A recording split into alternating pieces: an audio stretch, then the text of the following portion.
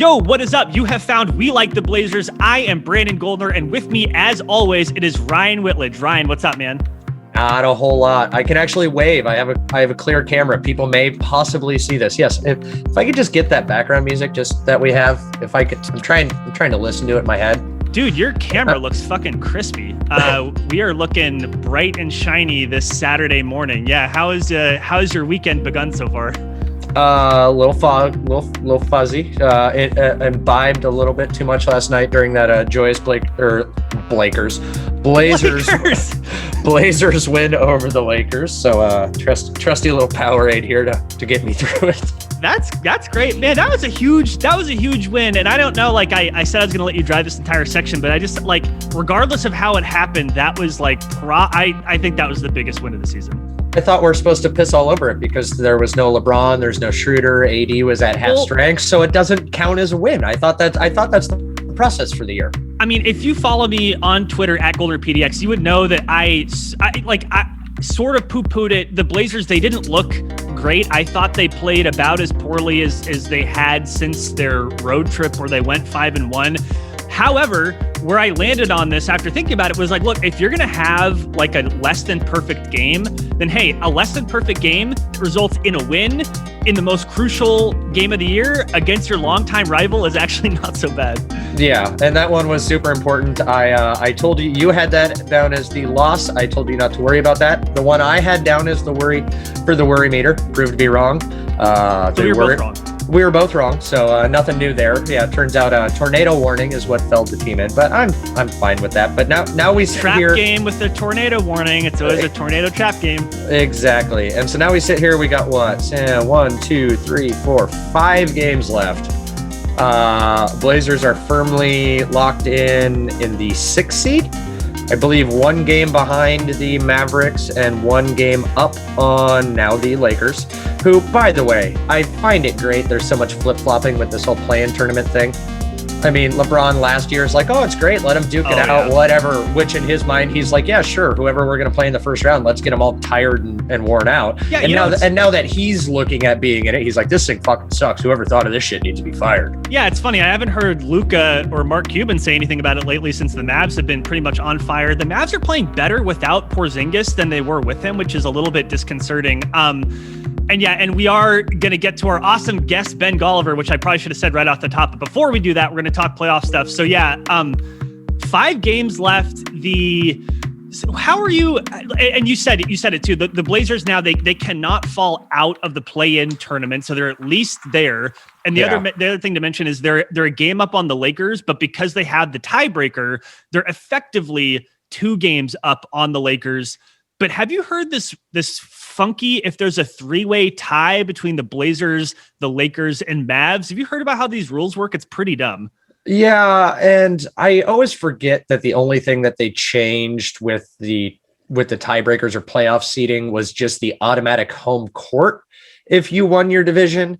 But yeah, the winning your division gets you a tiebreaker over other teams, even if they're not in your division. Yeah. But so the Blazers have, if there were an individual tie with the Mavericks, the Blazers would win. If there were an individual tie with the Lakers, the Blazers would win. But if it's a 3-way tie with the Blazers, Mavs, and Lakers, then the Mavs win because they won their division. That is, you know what? This is Adam Silver's, small market bias at work once again, helping out Dallas. I just think it's a stupid rule. That's all. Yeah, and I agree, and partly because too, we're getting into now the time of everyone trying to figure out, what's the best playoff matchup and whatnot. Which, by the way, that's one of the hidden genius parts behind that play-in tournament is because you have Phoenix and Utah right now jockeying for that 1 and 2. It seems every night they're trading on who's number 1, who's number 2, and in years prior you could maybe see in that kind of battle, like if one team really wanted to match up with another team that they could, we'll let a game slip here or there to drop so that they could get the 2nd and play the 7th, However, you don't get that this year. You have, it's literally, they're going, well, there's a pool of 4 teams. We don't know who the hell we're going to play. That middle of the West is a little more, what are your thoughts? Do you have a preferred playoff matchup that you want to see? Should the Blazers be hunting for anybody else as much as they can? No, the Blazers should not be getting tricky with their playoff position. Let the chips fall where they may. The Blazers should be gunning for as good of a seed as they can get. Having said that, there are a couple teams that I wouldn't mind seeing over some other teams. And like, as soon as I say this, I'm sure that once they get matched up with one of those teams, they're just going to have their asses handed to them. Yeah. I mean, Pelicans I remember all over again. Exactly. I mean, I remember not so long ago when the Blazers were going to meet the Warriors in the conference finals. And I was thinking, well, geez, the Warriors don't have KD. So, maybe the Blazers, and then they got swept. Yeah. So my first team, I'm not looking at the standings right now. I don't know how it can switch around, but I think it's still possible that they could meet the Denver Nuggets, if I'm not mistaken, because if the Blazers can get up to 5th and the Nuggets are 4th, then that'd be a 5-4 matchup with Denver. And look, I know Denver's been doing really well, but they don't have their second best player. They don't have Jamal Murray. And I think that in the playoffs, when you're able to scheme against a team again and again, and look, no one's going to stop Jokic. We all know that. He's going to be the MVP for a reason.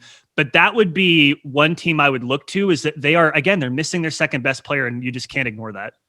Yeah. And I mean, I personally, I can't stand the playoff matchup or trying to pick your opponent or anything like that. It drives me absolutely nuts. I mean, I gave up on that ever since the Pelican series, when I thought that was a great effing matchup, and then just absolutely embarrassed. And there's the thing I look at, like, the Clippers terrify me because the one weakness that the Blazers have is the ability to guard athletic wings. And that is, I've just described the entire Clippers roster as athletic wings. You have a team of them that's going to be your worst. Obviously you touched on, nobody's going to stop Jokic. Denver intrigues me because there's a history there. After that Blazers Western Conference Finals run, for the most part, the core pieces or the important players are still there. And so I'd be curious how Jokic is going to want to react to that. That'd be his chance for revenge, to just absolutely embarrass the Blazers. Nurkic loves playing against Jokic. It's normally when he plays his best ball. And those are pretty much like your only options for where you're going to get. And as it stands right now, you didn't mention the Suns though, did you? But then I think the Blazers could play any of those top 4 seeds. The Blazers could be anywhere between 5 and 8. Okay, if you want to get into who I would think, again, with that whole thing about lack of athletic wings, then the Suns are fantastic because they don't really have athletic wings. And Chris Paul has held them together. They're great shooters and whatnot. But I don't mention them because in order to get the Suns or the Jazz, you have to get into the play-in and not get your extra 4 days off. So it's kind of one of those things of like, all right, you gotta win in the first round and advance and hope you see them, and then so it's just whatever with them. Well, Denver and LA are the options. That's pretty much it. All right, well that's fair. I mean, I want to pick at the Suns thing a little bit. I have seen a lot of people who I respect basically say, "Bring on the Suns, that'd be great." And I understand that a lot of that is coming from, yes, they have Chris Paul, who is the most veteran of veterans, but then they have a lot of young players who don't have any playoff experience. And I think what people are saying is essentially, and I generally agree with this, that history is the best indicator of what may happen in the future. So if a team has playoff experience, again, the schematics are different. You're not able to surprise teams. It's just a playoff series is different from regular season games. And so if what people are saying is absent that experience, then bring on the Suns, that's fair. But what I would push back on is it doesn't necessarily mean that your team will be unsuccessful just because you haven't been to the playoffs before. I get that it's easier to say that a team like the Blazers have a decent amount of playoff experience at this point. The Nuggets do, the Jazz do, the Clippers, it's like, and I get that, but I wouldn't necessarily dismiss the Suns. Everyone in the West outside of the Kings and Timberwolves has decent playoff experience. Yeah, that's true. So, and it's, I don't know. I'm trying I haven't seen, granted, they're playing better as of late, and that's always important. Let's talk about that. That it's always important heading into the playoffs, because like I find it so funny that everyone's like, oh well, I hope that this can, or I haven't seen much that'll change my mind and whatnot. But then when they talk about the Lakers, they're like, well, as long as they can just get a couple games before the playoffs to get right. There is something to finding your rhythm at the right time and peaking at the right time, and we've seen it before with the Blazers where they peaked too early and then it flames out in the playoffs. So hopefully this can be continued sustained success. Well, let's talk about leading up to the playoffs. So you said one thing I wanted to hit on, which is the Lakers. Look, at this point, I just said like history is the best indicator of what's going to happen in the future. I am not dismissing LeBron and his ability to literally turn a switch for himself and his entire team. He's done it way too many times for me to say that this is the year it won't happen. I get that he has a high ankle sprain. It's been bothering him. I get that AD does not really look like himself in most of these games, although he did pretty well against the Blazers. He's made a class. Every time he touches the court, he falls down, he gets hurt. I'm just saying that like, I'm not falling for this like LeBron is done thing until it happens. It's the same thing as what people were saying about the Spurs not making the playoffs until they don't make the playoffs. And, then they didn't make the playoffs, but like, so that's one thing. Here's the other thing. We talked last week about how I was feeling about the Blazers. They'd gone on a little win streak. And I think you made the analogy of like, I'm not drinking the Kool-Aid, but like I have it in the snifter and I'm like swirling it around and like I can hear the ice clinking against the glass. Ryan, at this point, like the cup is about to reach my lips. Like here's the cup will reach my lips and I will take a little tiny sip of that Kool-Aid. If the Blazers beat the Spurs tonight, here's why. They looked really good during the road trip. And like I said, I thought that they played probably their worst game of the last 6 or 7 games against the Lakers yesterday. Yeah. And guess what? They still won. Like AD is still an incredible player. He had a really great game and they still won despite, I don't have the stats in front of me. I think Rocco went for like 1 for 11 or some shit. Like there were some spots the Blazers could easily clean up and look a lot better tonight. I know that they played a lot of minutes. I know like Dame and CJ played nearly 40 minutes and Nurk, I think played more minutes than he had since he's come back. But if the Blazers beat the Spurs tonight, I am going to take a tiny, polite little, introductory sip to that Kool-Aid. I think that they may be able to do something in the playoffs. This will be the corner turning point for me. Liar. You are picking up that entire 5-gallon Gatorade bucket of Kool-Aid and dumping it over your head. No. It's like CJ said when he got drenched with water. It's a regular season, bro. I just like, I had been saying that like I was super skeptical of the Blazers' ability to make any noise in the playoffs. And I wanted to really take my time with being, tricked back into it. And like, again, another analogy, which I appreciate, you were like, they're not turning a corner. They're going in a circle. So it always feels like they're turning a corner. Yeah. So what do you think? Like, so if the Blazers lose tonight, that's something else. Let's say that they beat the Spurs. Like how will you be feeling about the Blazers' ability to win a playoff series and to be a threat in a second round series? Let's make that the benchmark. Not going to change. Not going to change. I've been here enough times before where it's literally, if you want me to have positive and optimistic feelings about the Blazers winning a playoff series, that's not going to kick in until they win a playoff series this year. I think that's a cop out. That's a cop out. So no. You have to make a prediction. You have to get on the record and say, so basically, even if the Blazers, if they blew out their next 6 games by 30 points apiece, you're not going to be like, well, I predict that like your thinking is going to have to change, right? Like, not saying that's going to happen. I'm just like, you have to get on the record and make a prediction. Okay, that's it. I'm holding you to it. All right. What do you want me to predict? So as of right now, because it's been a week since we recorded, and they've looked pretty good the last week. My cat just jumped off of the cat tree. It was pretty nice moves are super athletic. So based on what you've seen over the last week, you feel the same as you did the previous week, or do you feel any different, any more optimistic at all about? Again, let's put it at the Blazers being competitive in a second round series. Like, do you feel any differently about that? And it's okay if you don't, but I just want to pick no, I don't. Okay. It's I have about the same level of optimism and skepticism as I did last week. So, we'll see how they do, especially depending on what, Utah, Phoenix, and Denver are doing to finish out the season, if they're resting guys or whatnot. But if those three aren't just completely in rest mode to end the season by the time the Blazers play them, and the Blazers win those games, and it's not, come from behind last second Dame victories, my confidence level will skyrocket, and I will start planning the parade. I will start mapping it out. I will figure out where the socially distanced pods can be set up down Broadway, but we'll get there. But I don't know. I'm right now. You're getting ready to take the sip of the Kool-Aid. Just a little sip. Right now, I mean, I poured some Kool-Aid in the glass and it's sitting over on the counter. I'll get to it eventually. Okay. That's where I'm at. That I think that's okay. So I know we don't want to go too long, but I wanted to ask about, the Blazers. Terry Stotts has really tightened up his rotations, right? So we're seeing now it's an 8-person rotation. It's the starting 5. So it's Dame, CJ, Rocco, Powell, and Nurk. And then you have Cantor, Melo, and Simons coming off the bench.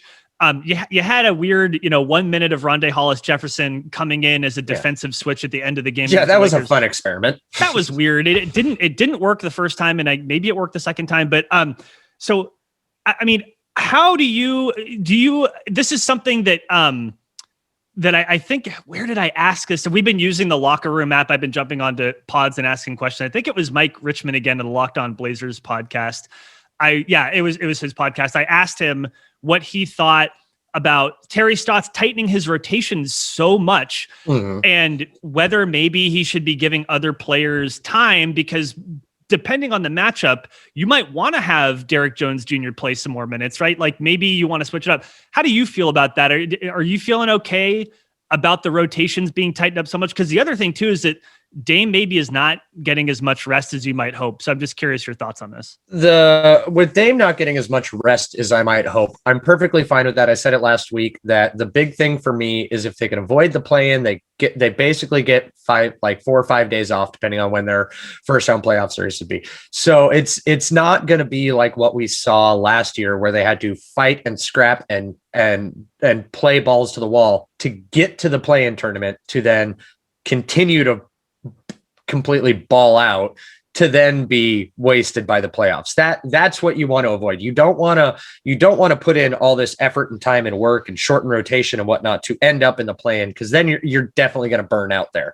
But if you can do it to get that time of rest, I think that's fine. As far as the rotations go, I'm happy with them shortening it up, because now guys know their roles, know their responsibilities, know their minutes, and it's the core guys. Matt Moore wrote something for the Action Network, and he was talking about things that are super important to look for in the playoffs and whatnot. And one of the things he was talking about, and it kind of, even though the Rondae Hollis-Jefferson thing last night with the Lakers was out of place, it kind of gave me a little bit of hope as far as how Stotts may possibly adjust to matchups or whatnot, because Matt was talking about in that article that, you don't need to be a top 10 defensive team in order to win in the playoffs. But what you see from those top defenses is their ability to mix it up. I mean, you saw that with Nick Nurse in Toronto. I mean, throwing out box and one and random zones and whatnot, and your ability to adjust on the fly on defense is way more important than just how the Lakers typically play defense or whatever. So as long as Terry's okay with switching it up, situationally playing a Derek Jones Jr. or Rondae Hollis-Jefferson or whatnot, I could care less about him, those guys not necessarily getting a run now. No, that's I think that's a totally clear-eyed view of it. And you mentioned the defense. This is something that we had talked a little bit about it, but I didn't realize that the starting lineup has been this good in 280 minutes so far. Shout out to @503 Blazers fans for this little nugget on Twitter this morning. In 280 minutes this season, the starting lineup of Dame, CJ, Norm, Rocco, and Nurk, they rank 5th in offense, 1st in net rating, and Ryan, first in defense. So that is, I know it's at 280 minutes is a relatively small sample size, but that's not nothing. I mean, if you think about these players playing 30-ish minutes a game, right? Together, it's probably a little bit less than that based on the subbing rotations. That's like 12, 13, 14 games when you put in the sub patterns. That's pretty impressive. And in the playoffs, your players, your best players, will be playing more minutes. So that lineup specific ranking really does matter more once you get to the playoffs in particular. That's really unbelievable. Yeah. And it's, I think it was just in the month of April, Anthony Simons was actually the team's best defender. So you're seeing guys that are stepping up and taking the charge. And, a lot of that does come from Dame, ever since he basically said it starts with me and I've got to give more of a shit out there on the court on that end, and then you see him, picking up, star players like he did with Tatum and whatnot. Diving on the ground and stuff. Yeah, exactly. And we saw that, and so as we've been saying, like all year, like, hey, the Blazers have this, great situational, like, last 3 minutes of a game defense. Why the hell can't they do that for an entire game? Well, now we're starting to see them do it an entire game, and they're not needing that in just the last 2 minutes or whatnot. That's right. Yeah, I think that's completely true. We had a couple of questions here from Twitter that I did want to get to before we maybe close it out and get to the interview with Ben. So let me start with this one. We have a second one that just came in. So the first one comes from Chris McKee. Shout out to Chris. We were homies in middle school. He asks, first of all, he talks about when the Blazers came to Corvallis in the mid 90s and the Charlotte Hornets came to town. Says he remembers Alonzo Mourning hanging from the rim at Gill. I wasn't there, but I have talked about the game in '99 when the Blazers showed up and Brian Grant stayed to write to give the autographs to people who are waiting for him. But Chris asks, tap teaser Chris, he'll get what that means. He asks, what is your favorite era of Blazers logo? So I notice that, Ryan, you have the current iteration of their logo on your chest quite prominently right now. Yes, I don't think it could be any bigger. Literally, that could not be any bigger. And I'm sitting here not in my Blazers gear, which I really need to be mindful of that, especially when on video. What about you? What's your favorite era of Blazers logo? I think give me early 2000s. Okay. when they kept it in that black little slanted triangle, and the Portland Trailblazers. I had one of those patches on one of my really cool, super cool jean jackets as a kid. When they were already phased out. But yeah, it's early 2000s. I like that. It was simple, sleek. And I for some reason that little stupid slanted triangle I don't know, that does it for me. So you're not going to go with the alternate logo from the mid 2000s with the flames on the side. That was I don't know why they tried to go with that. When you're growing up, everybody goes through a weird phase. I feel as though that was the team's weird phase. That they tried to be punk. It didn't work. They pivoted super quick. I actually, I think their logo redesign, the one that you're rocking right now, is actually pretty clean. They did a good job with that. For me, it's got to be just the classic logo that carried all the way through the early 90s. And I admit, like, maybe it's not so much the aesthetics of it. It's more the nostalgia that, like, that original logo is the logo, the vertical one that I remember most from when I was a kid and my formative years as a Blazers fan. So that's got to be it for me. We had another question. Let me just sneak this up on you because I didn't prep you for this. Oh, great. But at Justin_B_leak on Twitter asks, if you could choose just two of these 5 players to return next season, who would it be and why? He says purely for basketball, so ignore the salary cap. So 2 of these 5, and the 5 that he has are Enes Kanter, Rondae Hollis-Jefferson, Derrick Jones Jr., Melo, and Harry Giles. Of those 5, Kanter, Jefferson, Jones, Melo, and Giles, which of those 2 would you want to return next season and why? Kanter and Jefferson. Okay. That's good. Yeah, Kanter is the best backup center in the league, and he's proven that if he needs to fill in for spot minute or fill in for an injured center, he's perfectly capable of doing it. And if it's regardless of salary, then freaking great, because he'll probably want another five $5, $6, $7 million a year next year. So bring him back. And then Jefferson, he's not Melo, so that gets him a win in my book. By the way, breaking news from Casey Holdall, Melo is out for tonight's game against the Spurs with a right ankle sprain. Oh, great. All right. So there you go. Maybe you'll get to see. That's actually interesting because Melo is in that 8-person rotation, right? Those minutes, it's 20 minutes, got to go somewhere. Guarantee Nas is getting that. Nas is probably going to get that. Let him run. I know Derek White's out for the Spurs, and it's great too that we're talking about the Spurs game because most people are probably going to listen to this tomorrow.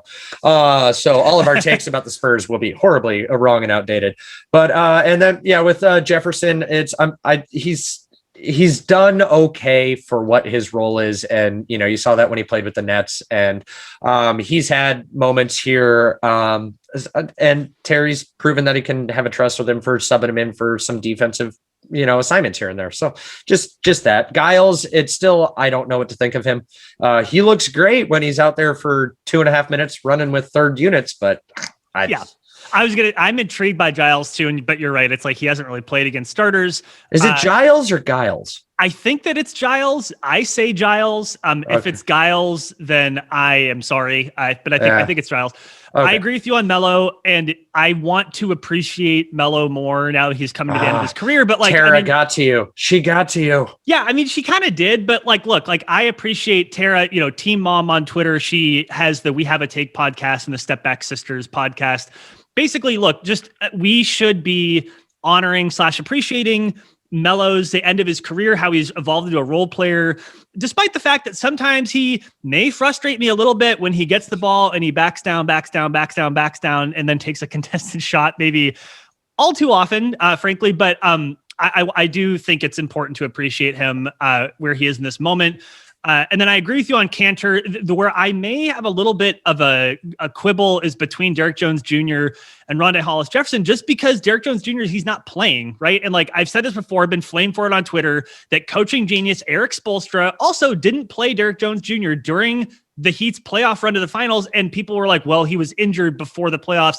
I went through as much of the reporting as I could find, and there wasn't anything to suggest that he was having lingering effects from that injury or that was the reason why he wasn't in the rotation. It was a coaching choice, right? So I think I agree with you on Cantor and Derrick Jones Jr. with the caveat that, he's just not playing right now and the Blazers have been succeeding. So that's my take on it. I can't appreciate Melo. I have to stay on brand. I've spent all year slandering him, and the more I slander him, the better he plays. So I got to stick with it now. I'll appreciate it. I'll appreciate him after the season. I'll fill out my apology form then. Until then, stop sending them to me on Twitter. I will just immediately delete them. And if you hand them to me in person, I will light them on fire. So until then, mail some to you, some hard copies. A sternly worded letter. Yeah, exactly. Okay, so we lucked out, and we actually got a chance to talk with the Washington Post's Ben Golliver. I have long stated he is on my Mount Rushmore of writers. I love chatting with him. It's always great when he gives time, and he just wrote his first book.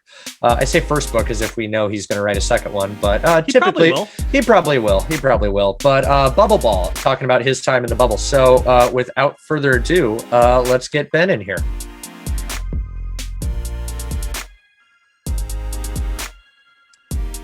All right. Our guest today is a reporter with the Washington Post. He's also the co-host of the Open Floor podcast and the Greatest of All Talk podcast, and author of the recently published book, Bubbleball: Inside the NBA's Fight to Save the Season, which I believe you can see over his left shoulder. It's the man, the myth, the legend, Ben Golliver. Ben, what's up, man? Not too much. It's been a wild week. It's my first book, so it's just really been a whirlwind journey of a lot of first-time experiences. But I'm in a great mood, honestly. It's great to see this project to the finish line after what's been a really challenging year, I think, for everybody. And, I just sank myself into this project during the pandemic. And so the fact that it's actually out in the world in bookstores is awesome.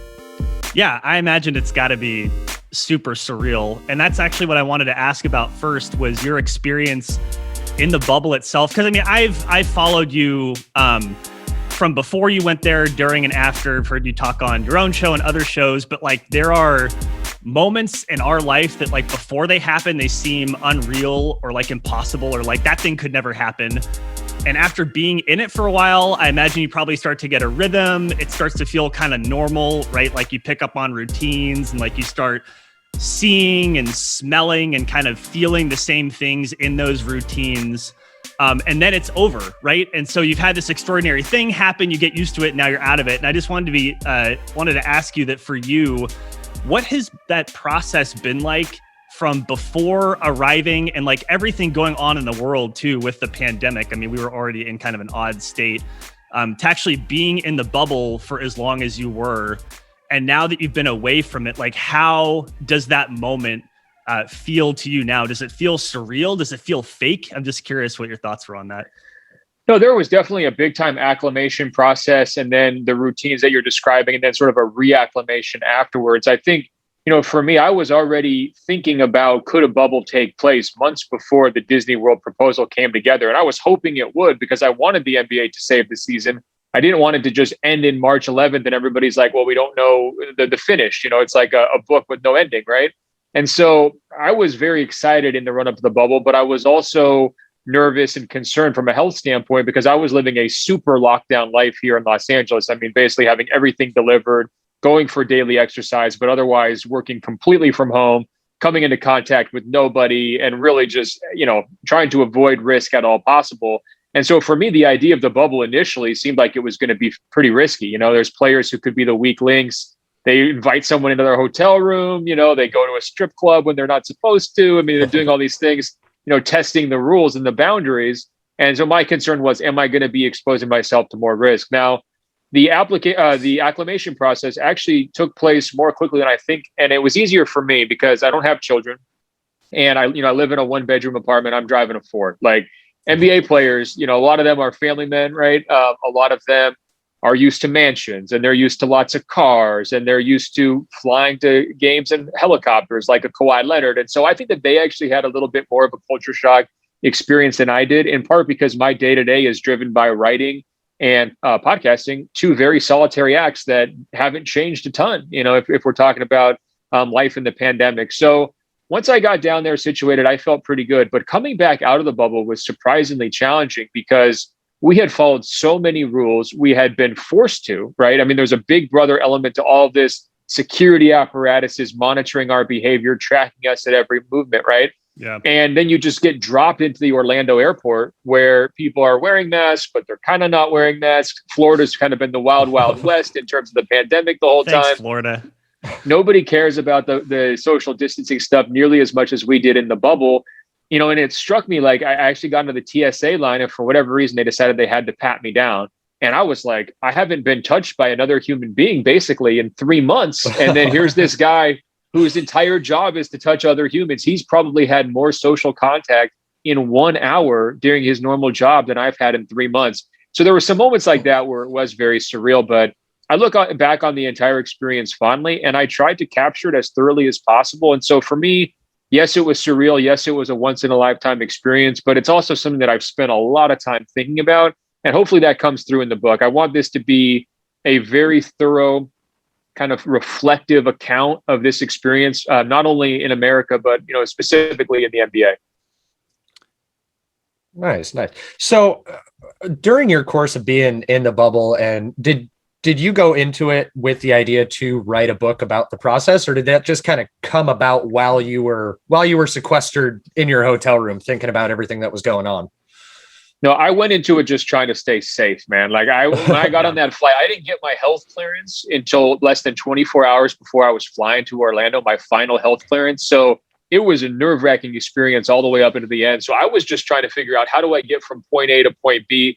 I mean, the travel prices were so low. I was like, you know what? I'm just going to travel as if I'm like a superstar because it's 75% off. And that's the best way to like make sure that I'm safe, right? So I had a first class seat. I don't usually do that. I had a black car waiting for me at the airport. I don't usually do that. I stayed a night at the Ritz-Carlton before they let me check in, just so that, like, I was trying to convince myself, hey, everything's going to be okay. You're living this life of luxury. And, it was wild that, the prices at that point, because just nobody was traveling for obvious reasons. Right. Yeah. Once I got there, though, the amount of interest was just absolutely insane. I was hearing from people all over the world. A lot of the questions were like, do you think you're going to die? Is this thing going to work? What happens if players get sick? And, there was no other sports going on really. And so this was sort of like the test case scenario for life during a pandemic, but also the return of professional sports, something that a lot of people have missed, right? Mm-hmm. And so I was writing a few essays at the start of the bubble that were just getting a lot of traction. A lot of people were reading it. We had it on the front page of the Washington Post website. And I heard from an agent and a publisher within about 2 or 3 weeks of me being down there saying, like, this is a book, we like your stories, give us a proposal, let's figure it out. So after about a month into the process, I knew I was going to be doing it, and I was really gung-ho about it. I was so excited at the opportunity to watch basically every playoff game I possibly could while I was down there. And so I felt like the right person to document it in my own eyes, of course, and I'm sure other people will as well, and they have. But it just seemed like this is a natural project. I'm already down here. I care so much about the sport, and I've been covering the protest angle, the business angle, the public health angle for the Post already. So let's just put this thing together. And it came together quickly, and I wrote it quickly as well. I mean, it was basically 2-month fever dream of writing, 5 hours every single night to get the first copy of the manuscript done, and then a lot of editing after that. But I didn't pre-plan it by any stretch. I would never go back and rewrite that history, because I went down there with a face shield thinking like, oh my God, like, am I going to be able to survive? I mean, to your point about it being like a test case, I mean, who would have known that if a country or if just like a group of people were to isolate themselves and test regularly, right, and stay safe, that you could stop the spread of the virus. And I think that that's something that, I mean, a lot of us who were here in the US during the time saying, wow, it's too bad that we didn't do something that looked like this a lot sooner. And just to see it work was pretty extraordinary. I had one more question to your point too, about kind of trying to stay safe. I think that you had talked about early on the routine of getting tested regularly, and like that maybe there was some anxiety that came with those first couple tests, like what's it going to come back? But then after a while, wasn't it like kind of comforting, I think you were talking about, to know that you were being tested all the time? But the testing thing was fascinating because, I had never been tested before I got down to the bubble, right? So the first couple of times you're thinking, well, like, hey, I've been very isolated, so I'm probably okay. I don't have any symptoms. I'm probably okay. But I did just fly cross country, and we didn't really know exactly how does airflow work in the airplanes. And these little measures I thought I was taking, that's no guarantee. I mean, you're still potentially at risk, right? Mm-hmm. And so the first couple of tests, they were also really intense because we were locked into our hotel room for a week-long quarantine. So it was my only social contact of the day was people coming up basically in hazmat suits to stick Q-tips up my nose. I mean, that's a lot, right? I remember you straight out of a horror movie. All right, sorry. I remember you pacing around your room just to get exercise. Like, that's just absolutely. No, it was full lockdown, right? And so for me, though, the real peace of mind came once we got the results from the players' test, because that's ultimately that's a much wider sample, right? So again, I'm thinking I can control my health pretty well, just stay isolated from just about everybody. We've got 350 players here. They're playing in games, they're practicing, they're in scrimmages. We got about 2 or 3 weeks into the process, and there was still no positive tests. And I said, you know what? All these protocols are really intense, but they're working. And that was really the peace of mind. But then there was another wave of feelings, and that was guilt, because we're sitting here getting these tests every single morning, just walking in, no line. Usually at most you would wait 5 minutes, right? In and out, you have the results emailed to you within like 16 hours. So you get it done in the morning. You would know by the night before you went to bed what your latest result was. They would do that every single day. How many places in the world at that point, and how many places in the United States, especially in July, had that level of testing access? Very, very, very few, right? And so to me, I was like, well, do I even need this? I'm relatively young. I'm healthy. I am isolated. I'm following all the best guidelines. There are so many frontline workers, other people who couldn't get tests, and yet I had to take them because otherwise I couldn't stay in the bubble. So there was a lot of emotional roller coasters going along with that. But I would just also note, the protocols were nuts, man. We were getting tested every single day. We were doing, and I should say nuts in a good way, because again, they work, but they were just very intense. We're filling out health questionnaires every single morning. We're taking our temperature every morning. We're doing our blood oxygen level every morning. We're wearing a device around our neck that beeps if we get too close to people, like a smoke detector almost. I had a tracking ring that would take my temperature in real time. I had a wristband that was my electronic key code to my room, but also to other facilities in the campus. So they knew exactly where I was at every moment.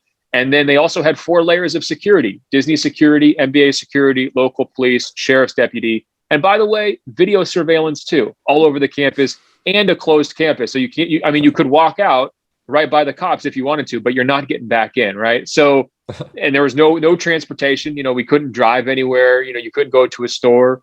I brought $400 cash with me, and I think I brought like 260 home. The only money I spent down there was to get my hair cut the entire time because there was nowhere else to spend money, right? So this is the kind of rigorous, regimented lifestyle we were living, and that's how you can keep thousands of people all negative. You know, that's how you do that.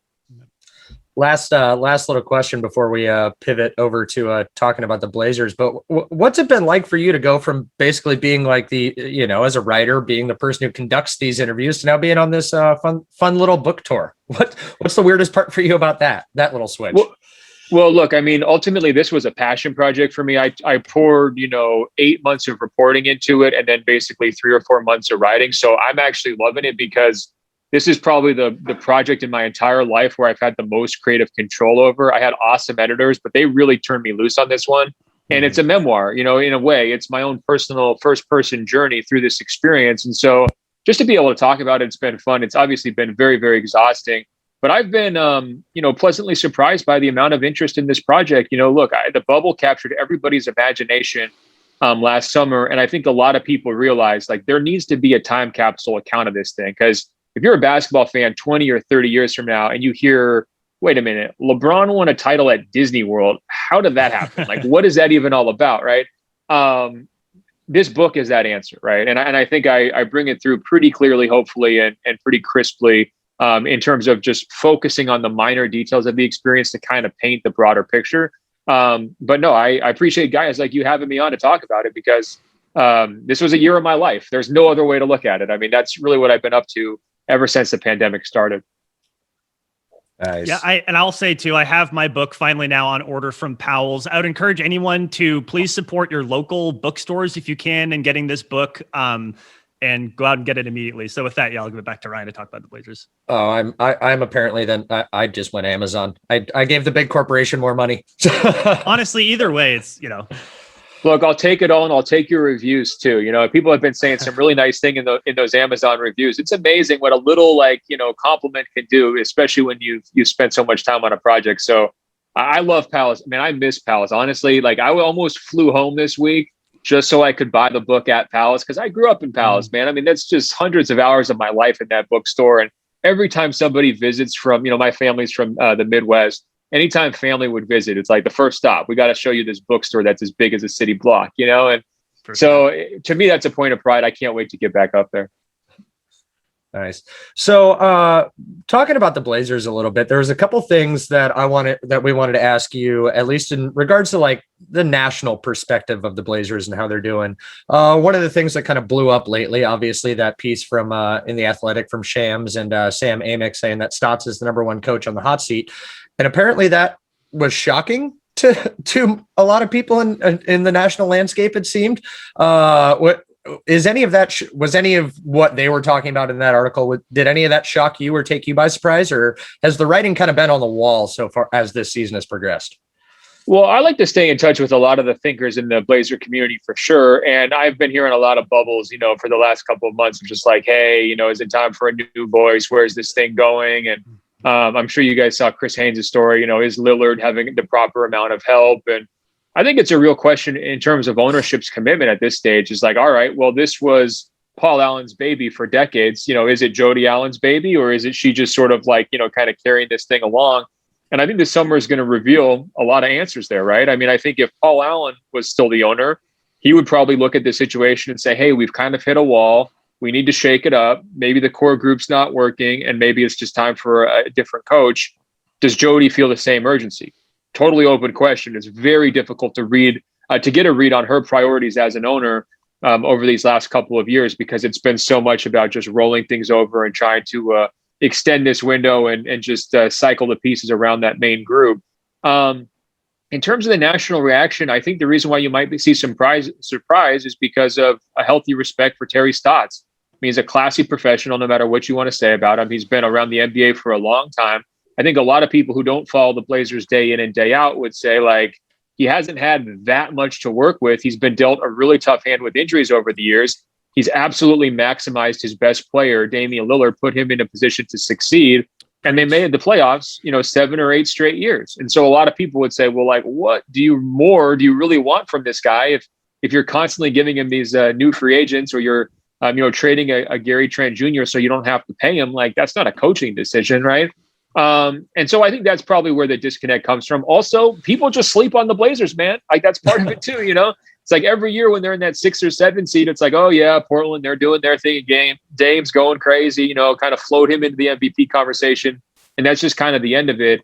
And look, that's been a lifelong struggle, at least in my entire life. The Blazers have never quite gotten that top billing compared to some of these other teams. And so that's probably where the surprise factor comes from. And like, look, I know that Terry Stotts is not the best coach in the NBA, but I think it's always interesting to get someone's perspective who covers the entire NBA, because I don't feel like you can really evaluate any one coach unless you're looking at all of them. So sometimes I think if you're only focusing on the Blazers, and I'm guilty of this, you get a little bit myopic just on that team, and there's nothing to compare them against. If you were to try to peg, in your view, and look, I mean, you're super familiar with the team and you covered them for a long time. If you were to peg where Terry Stotts is in the hierarchy of NBA coaches, would you say that he's a great coach, above average, or not very good, or like one of the worst coaches in the NBA? Like, where would you put him on a simple scale like that if you had to? I mean, I would have him in that top 10 to 15 range. Look, there's some real questions about, okay, defensively, is he one of these coaches where like the team is just consistently rough on that end because of his philosophical values or because of a lack of talent? I would tend to say, a lack of defensive talent has held him back a lot, but I think he's deserved a lot of the credit he's gotten as an offensive thinker. I don't really know how he could have managed Damian Lillard's career better. And ultimately in the modern NBA, this is one of my new talking points. We used to talk about players. Are they coachable or not coachable? Now we need to flip it around because the stars have all the power. So when it comes to coaches, are they playerable or not playerable? In other words, are they going to be able to like reach players with massive egos and gigantic contracts and still connect to them and still get the top maximum effort and buy-in out of your star level players? That's most of the job in today's NBA. And Lillard has sworn by Stotts throughout his entire career. He's stood up for him multiple times when the hot seat stuff has picked up. And so to me, that's a great sign of respect. He's just got that, that calm and quiet swagger that some coaches lack, and I would put him in that. Look at what's happening in Indiana right now, right? Like, to your point about not being able to connect with players. Right. Great example of a coach who is not playerable, and he won't be a coach at the end of the season. He's gonna, He's probably going to be an assistant coach. And so that's why I would say, there's a lot of younger coaches, less experienced coaches, less creative offensive coaches compared to Terry. I'm not going to say he's like a top 5 draft pick if you're picking from the coaches, but I think he's solidly in that 10 to 15 range. You don't make 7 straight playoff appearances with a bad coach. I'm sorry. You just don't. It's so hard to do, especially in the Western Conference, especially when you're in a smaller market where when you've got those 2 big contracts, it really hampers how you build around those guys. And, I think that Stotts has survived some really tough times.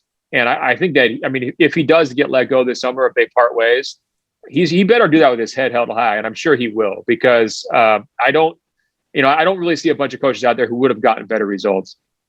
So you were around the organization during its last coaching search. I think you were still local around that time, weren't you? Oh yeah, yeah, for sure. Yeah, Caleb Canales is my guy, man. He's definitely the interim coach. Everybody remember? Do you remember when he won that first game against Chicago? And it was we wanted to hire him right then. Just make it full time. Let's keep it rolling. He's a great guy, and he's still doing his thing now. He's with Indiana right now as well. But it was a surprise when they grabbed Terry, wasn't it? Yeah. And kind of on that, obviously, Blazer fans, we love going absolutely crazy. So everybody now somehow thinks that the Brinks truck is going to show up to Spoelstra's place and get him to come back home, or that we'll finally be able to nag Becky Hammond away from the Spurs. Those are all unrealistic goals, correct? Well, you're not going to get Spoelstra. Look, he's a Heat lifer. I think he's liking life down there in South Beach pretty well, and he's had a lot of success there. And I think that it's one of those situations with Spoelstra where like he just found the ideal mentor in Pat Riley, and he was given a large, wide berth to kind of succeed and to grow as a coach. And he just learned at the feet of a great. And, that goes deep. I don't think you're going to be able to snag him. Becky's an interesting name because I think that she's been on the radar as a head coach for a while, and somebody eventually is going to give her a shot. It's more a matter to me of when, not if. And that's a nice turning point for the league, because you go back 5 years when she was first kind of getting into the summer league stuff, there was much more pushback or like just kind of hesitation about, oh, could she really do it? I think at this point, people have gotten over that and that she's going to get a real shot to do it. I'm not sure where Portland would go with this hire. It's another thing to track because of the pandemic. Coaching salaries vary widely. Like super experienced, very well-regarded coaches make a lot of money, right? And you've seen some teams like Oklahoma City, for example. They part ways with Billy Donovan, bring in a first-time coach. They're saving a ton of money on that, right? And so if you're cost conscious here during the pandemic, it's a great way to get cost savings. We saw Houston do the same thing. They let Mike D'Antoni go. They bring in a first-timer in Steven Silas. I mean, you're potentially saving like 80, 85% on the salary by going with the young coach. Mm-hmm. That's a real incentive for these organizations that are kind of looking at their bottom line and saying, where can we trim here and there? If you do give a first-time, you get like a long-time assistant coach his first shot, that could be some new energy, and that could be a win for your roster, but it could also potentially be a win for your owner as well. And in terms of cost savings, another guy to watch on that, Scott Brooks in Washington. He had a really nice big contract he's coming to the end of. Do they give him a new deal, and are they going to pay up for that, or are they going to go a different direction? That's a kind of a fair question to ask. We saw it in Sacramento too with Luke Walton. They didn't want to fire him because they didn't want to have to pay two coaches simultaneously. So I would say follow the money on Portland's hire. If they get a prominent assistant coach or a coach who has been a head coach previously, that's a great sign of Jody Allen's commitment. That will mean a lot. If they get somebody who you've never heard of, okay, that's going to signal that she's tightening the belt a little bit. All right. Ben, don't want to take up too much of your time, so we thank you very much for joining us. Go ahead and let everyone know again where they can find your book and find you and follow you and everything you got going on. Well, I'm writing all the time over at WashingtonPost.com/sports, and I'm on Instagram at Ben.Golliver. The book is in bookstores right now, Barnes & Noble, Powell's. Like Brandon mentioned, you can get it on Amazon like you did. And pretty much anywhere else you get your books, you can find it. So it's Bubbleball, inside the NBA's fight to save the season. Awesome. All right. Thanks, Ben.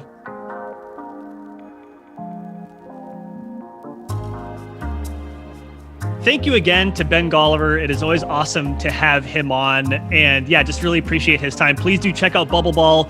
Grab that book, whether it's from a local bookstore or from somewhere else, just get that. And I think that's about it for today's show, Ryan. Let me put you on the spot.